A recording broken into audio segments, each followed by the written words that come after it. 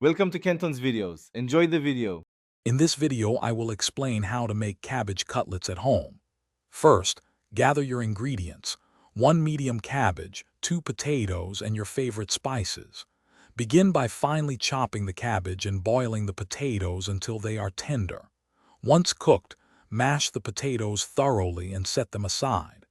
This preparation ensures a smooth and flavorful base for your delicious cutlets.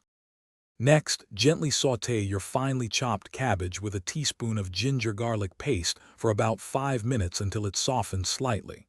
Transfer this to a large mixing bowl. Now, add your mashed potatoes, along with a half teaspoon of turmeric, 1 teaspoon of chili powder, and salt to taste. Incorporate 2 tablespoons of rice flour or breadcrumbs to help bind the mixture. Now it's time to form your cutlets. Take small portions of the mixture and shape them into flat, round patties, approximately 2.5 inches in diameter. Next, prepare your coating station.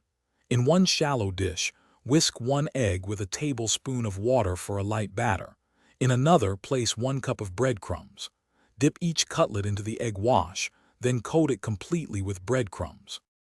Finally, let's cook these delicious cutlets. Heat about 2 tablespoons of oil in a frying pan over medium heat. Once the oil is hot, carefully place the coated cutlets into the pan.